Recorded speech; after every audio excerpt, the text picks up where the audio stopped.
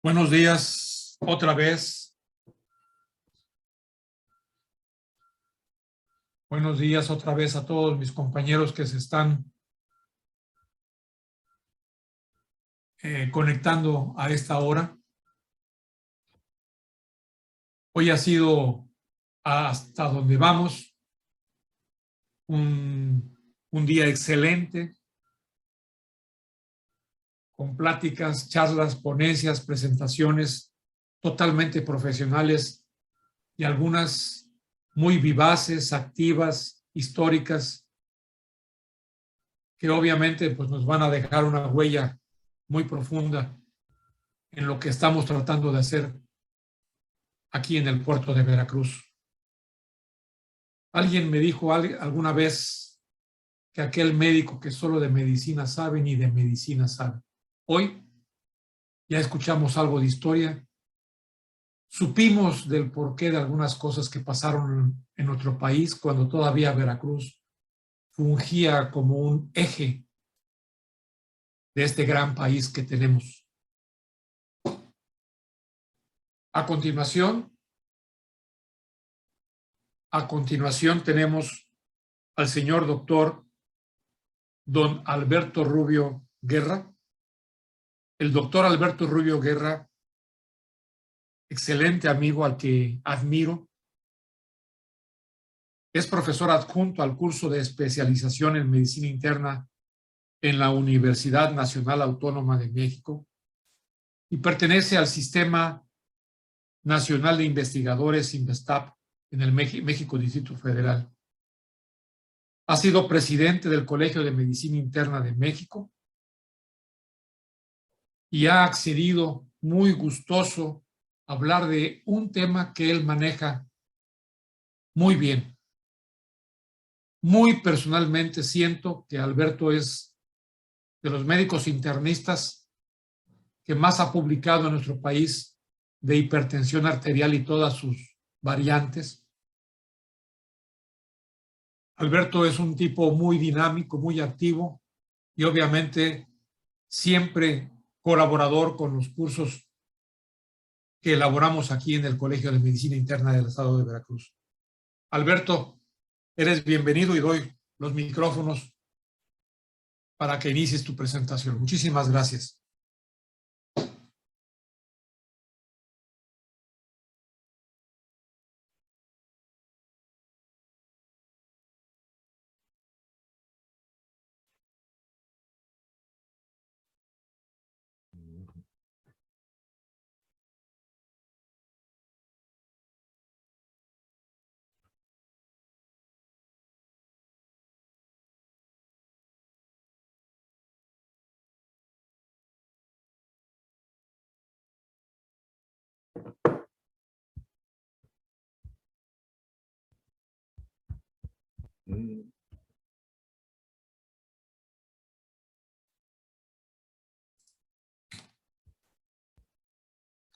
Sergio García Barradas, a ver si tienes la bondad No lo de... escuchamos.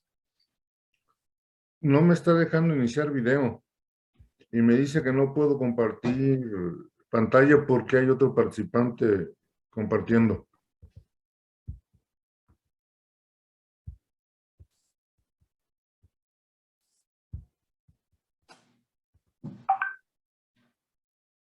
Ahí está. Listo. Ahí está ya su pantalla.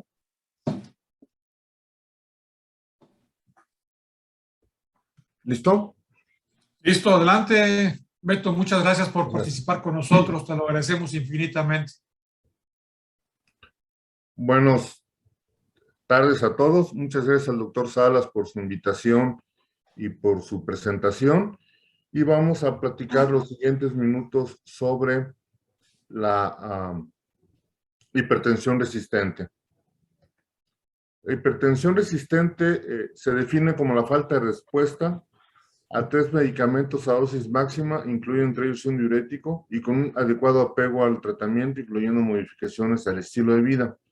Ahora, ¿cuánto es la respuesta? Bueno, depende de la meta recomendada, según las guías que ustedes consulten, las guías europeas, la norma oficial mexicana y las guías de la Asociación Americana del Corazón tienen distintas metas para el tratamiento.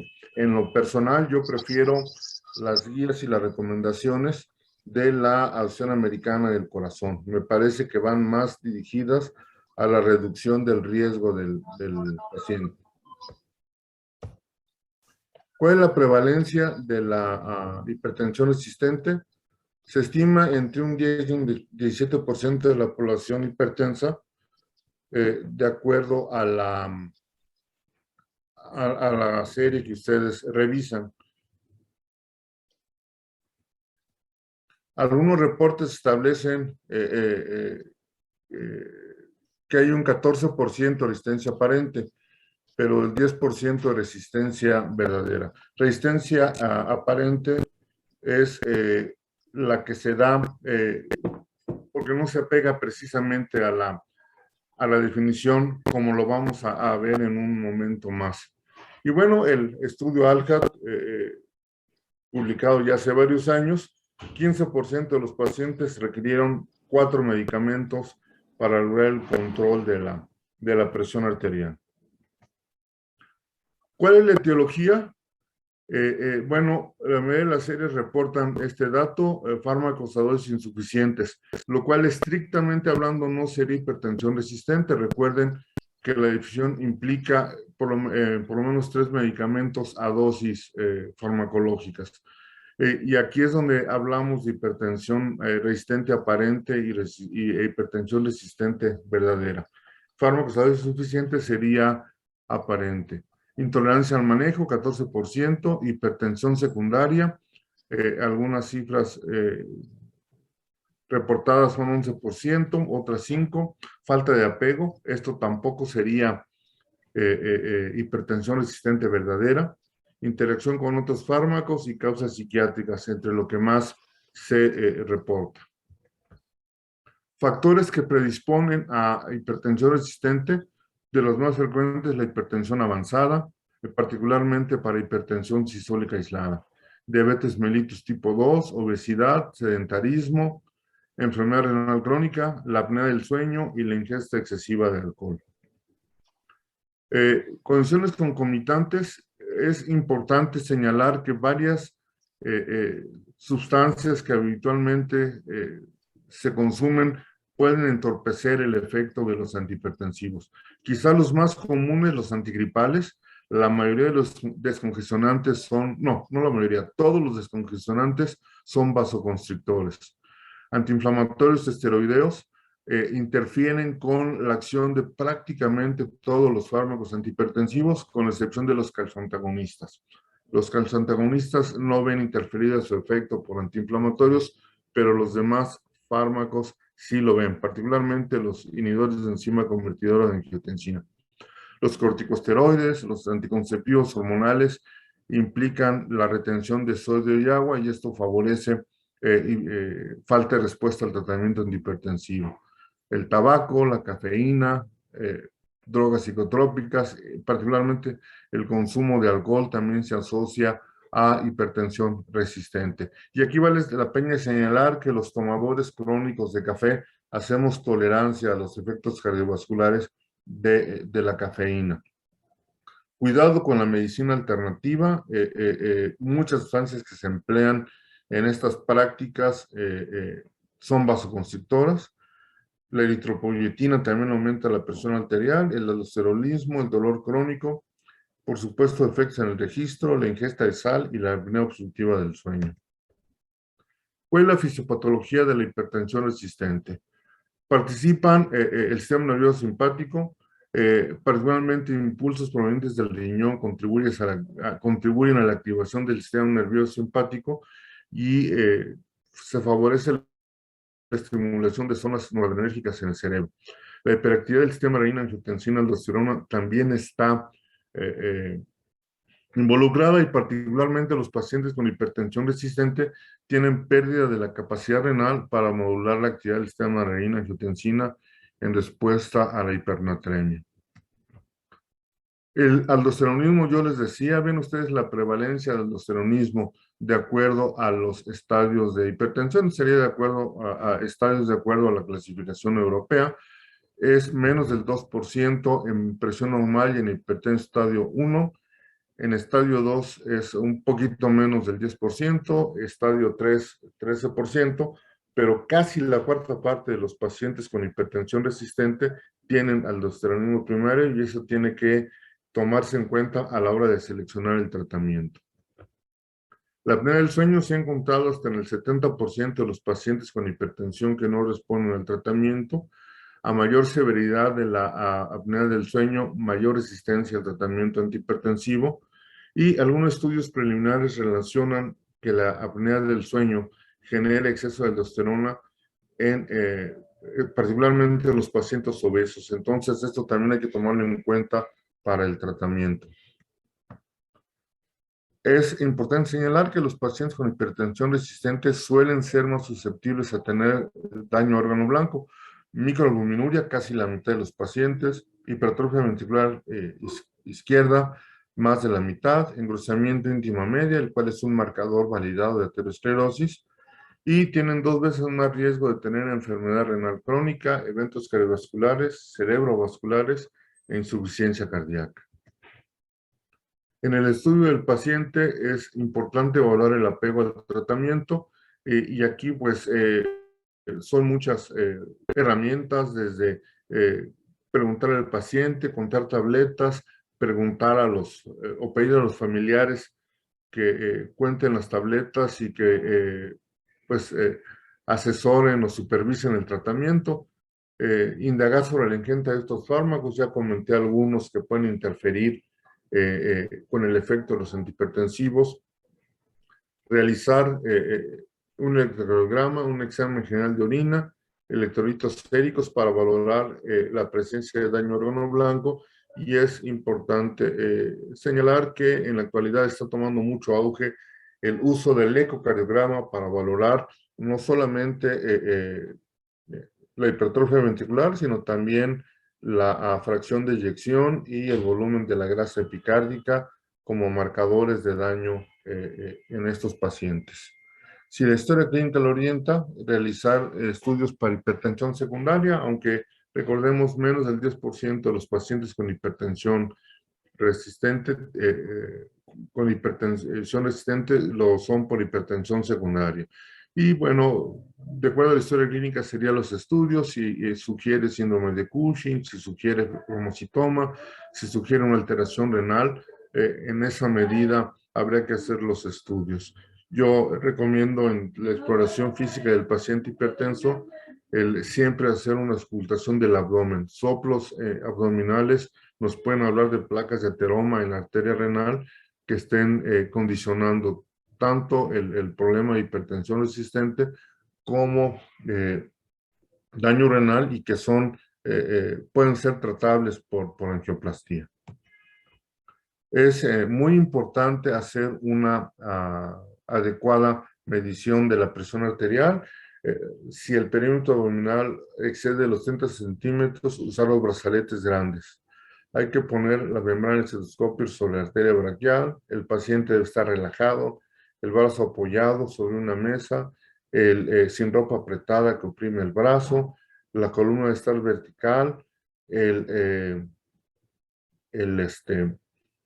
el paciente debe de tener por lo menos 30 minutos sin haber tomado café, sin haber fumado, y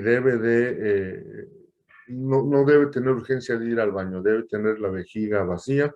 La vejiga dilatada estimula receptores simpáticos que pueden provocar registros elevados de la presión arterial sin que realmente lo sea.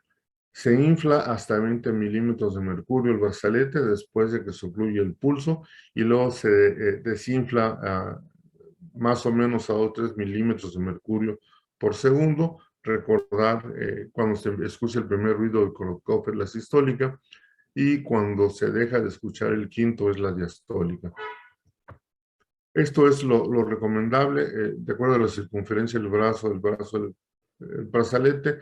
Si el perímetro braquial es más de 30 centímetros, usar el brazalete grande.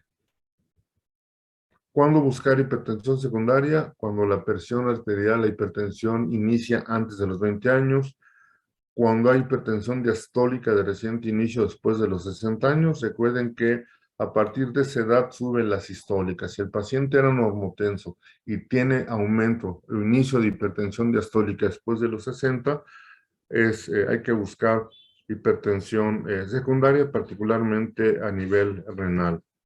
Datos en historia clínica que sugieran, por ejemplo, comentaba yo, soplos abdominales, paroxismos en el picromocitoma, niveles de potasio bajo, como en el aldosteronismo, proteinuria, hematuria y retención de sodio, un problema renal, datos clínicos que sugieran exceso de hormona de crecimiento o el síndrome de Cushing, también deben orientar hacia buscar hipertensión secundaria. Un diagnóstico diferencial debe hacerse con la pseudohipertensión, la cual se da cuando la pared de la arteria se endurece por aterosclerosis, por edad, por depósitos de calcio en la pared, y entonces el brazalete no lo puede comprimir. En estos casos lo que se debe hacer es palpar el pulso, inflar el brazalete e irlo desinflando a la velocidad aumentada de 2 o 3 milímetros de mercurio por segundo, y donde se empieza a sentir el pulso es en la presión sistólica. No es posible medir la presión diastólica por la maniobra de Osler, porque el pulso se va a seguir sintiendo, pero por más que inflemos el brazalete, seguimos escuchando los ruidos de la arteria, entonces debemos de hacer la maniobra de Osler y calcular la presión sistólica por la palpación del pulso. Y esto nos hace diagnóstico diferencial entre hipertensión resistente o pseudohipertensión. Hay que descartar la no adherencia al tratamiento con las recomendaciones que les di. Hipertensión de bata blanca, esto es cuando el paciente es hipertenso en el consultorio, pero fuera del consultorio maneja cifras normales.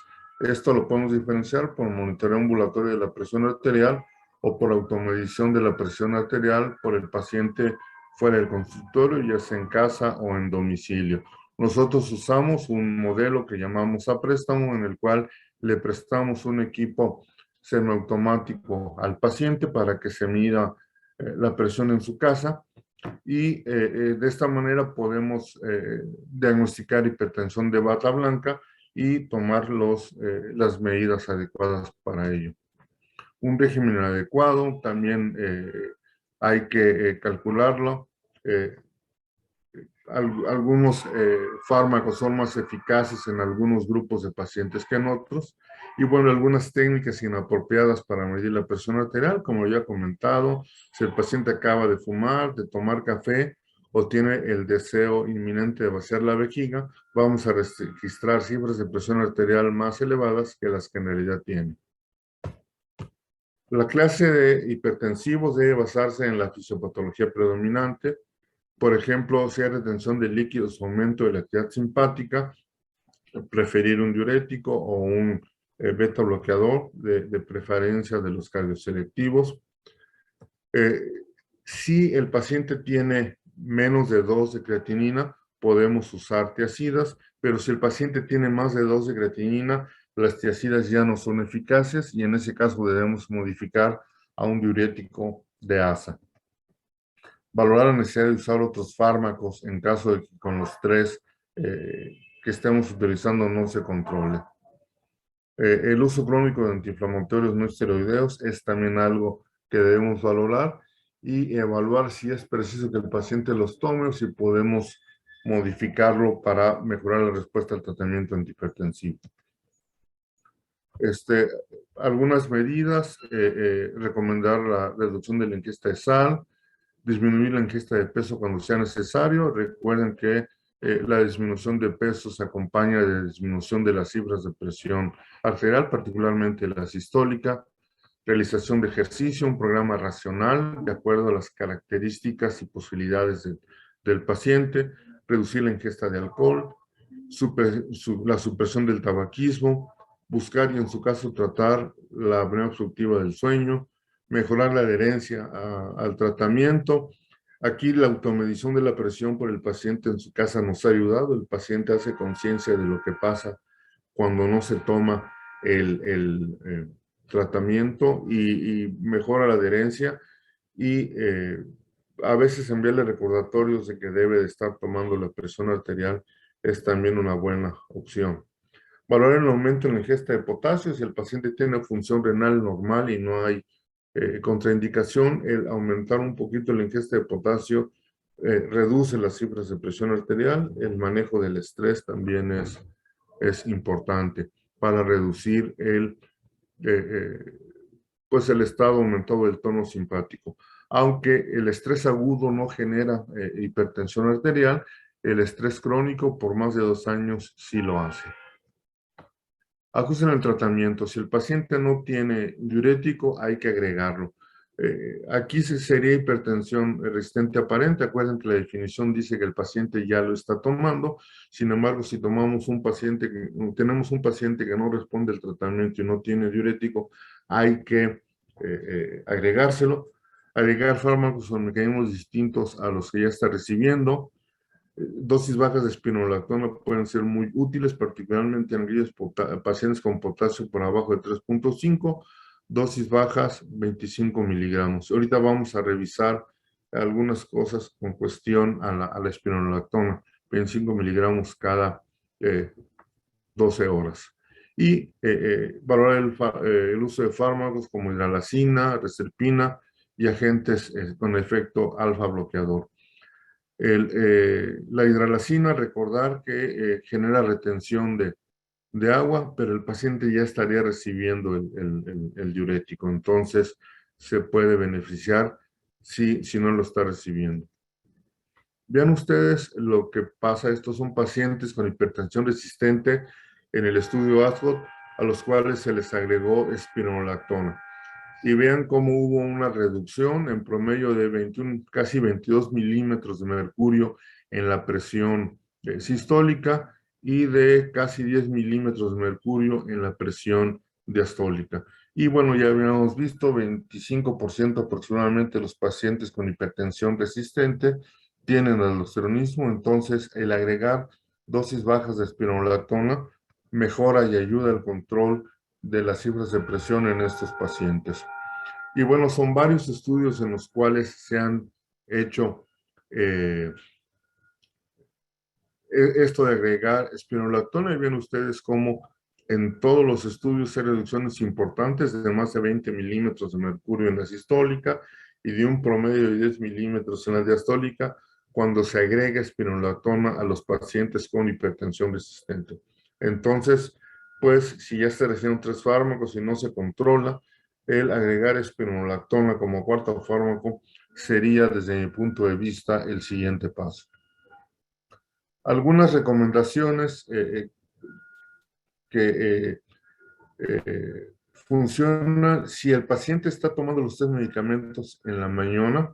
Si ustedes pasan uno de esos 3 medicamentos en la noche, se reduce la presión arterial en casi el 40% de los casos. ¿Por qué? No sé, pero lo he puesto en práctica y funciona.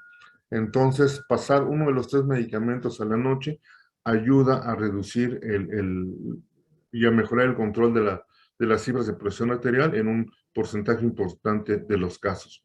Un equipo de apoyo que eduque al paciente, que le enseñe a tomarse la presión, que ayude en la evaluación del apego, ha resultado en estudios pequeños, y particularmente educar al paciente a cuál es las consecuencias de no llevar un adecuado apego al tratamiento.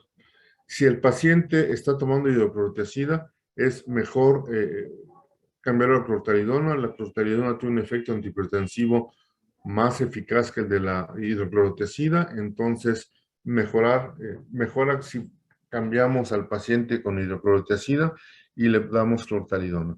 Y preferir bloqueadores alfa y beta sobre los beta puros. Recuerden que los beta bloqueadores son vasoconstrictores, la estimulación alfa es vasodilatadora, entonces modificar un paciente que esté recibiendo un bloqueador beta y pasarlo a un alfa y beta. Algo novedoso, algo que empezó a estudiarse de 2 años a la fecha, es el uso de las glifosinas en el paciente hipertenso con hipertensión resistente. Ya hay algunos estudios, debo decir, con seguimientos breves de 12 a 20 semanas, en los cuales se ha demostrado que estos fármacos son eficaces en hipertensión resistente. Por ejemplo, en un estudio con pacientes con hipertensión resistente, la empaglifosina redujo la presión sistólica en un promedio de 5 milímetros de mercurio y la diastólica en un promedio de 2 milímetros de mercurio, con significancia estadística. En otro estudio, proporción de pacientes con hipertensión resistente que alcanzaron una sistólica de menos de 130 milímetros de mercurio, fue mayor en aquellos pacientes que recibieron empaglifosina cuando se comparó con los que recibieron placebo. Esto es, empaglifosina en este estudio fue el cuarto medicamento agregado y fueron 2 semanas de seguimiento, pero hubo una reducción importante. En hipertensión resistente, empaglifosina se ha asociado con una reducción significativa de muerte cardiovascular, hospitalización por insuficiencia cardíaca, progresión a nefropatía o bien nefropatía incipiente. Entonces, se está estudiando, se está evaluando el papel de estos fármacos en el manejo del paciente con hipertensión resistente, pero hay estudios recientes que nos dicen que son de utilidad. Todo sería establecer bien la dosificación y la indicación precisa en ellos. Pero yo creo que muy pronto veremos que estos fármacos están incluidos en el arsenal terapéutico del paciente con hipertensión resistente.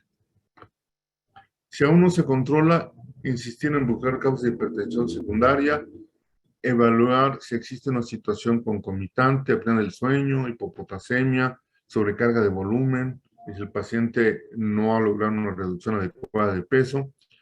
Si en 4 semanas el paciente persiste descontrolado, valorar el uso de fármacos como clonidina o enviar al paciente a una clínica de hipertensión.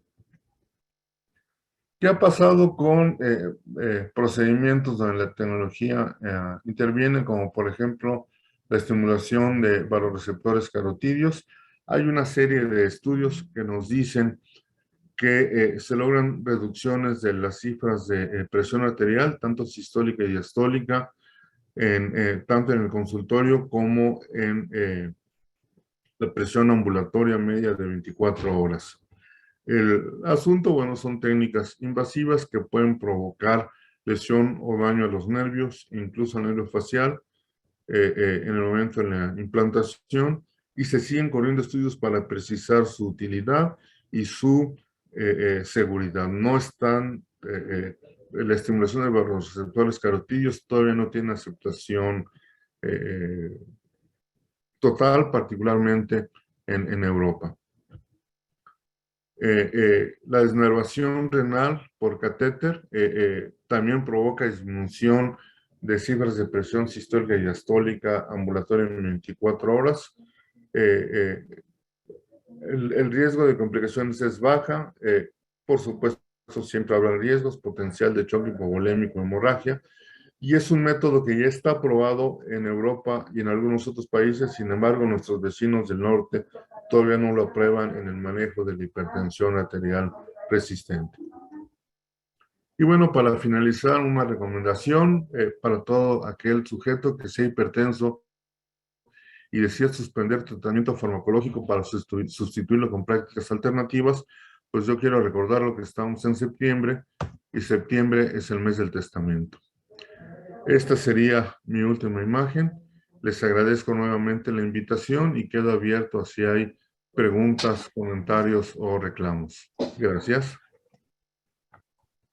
Muchas gracias, Alberto. Infinitamente agradecido. Y como característica tuya, siempre nos has enseñado que al final de tus charlas pones algo que nos hace reflexionar. De todos modos, yo creo que ya tenemos que ir haciendo todo nuestro testamento por aquello de que no te entumas. ¿Alguna pregunta que quieran hacer mis compañeros? Me inquieta muchísimo el problema de la medicina alternativa. El Colegio de Medicina Interna se ha enfocado sobre los efectos metabólicos que algunas algunos medicamentos y algunas supuestas hierbitas se consiguen en las farmacias o en los callejones, o etcétera, etcétera, etcétera, y que de alguna manera producen infinidad de complicaciones. Por ahí publicamos en la revista del Colegio de Medicina Interna algo sobre los efectos colaterales resultantes de las pastillas que escondidas en sus fórmulas traen medicamentos esteroideos. Y obviamente, pues esos medicamentos esteroideos de alguna manera, pues pueden también producir el complemento del Cushing, que es como sería la hipertensión arterial. ¿Me puedes dar un comentario personal, Alberto, sobre esta situación? Sí, Gracias. mira, una sustancia que les gusta mucho usar es la Regaliz. Y El resulta que la regaliz. Regaliz tiene un efecto mineralocorticoide muy bien definido e identificado, y eso, bueno, con la consecuente incremento en las cifras de presión arterial. Hace unos 5 años, un compañero del hospital, Germán Vargas, me invitó a escribir un capítulo sobre medicina alternativa en la hipertensión arterial. Después de terminarlo, el libro se publicó por Editorial Alfil. Llegué a 3 conclusiones. 2 están plasmadas en el libro. Que no existen bases científicas que justifiquen el uso de cualquier medida alternativa en el manejo de la hipertensión.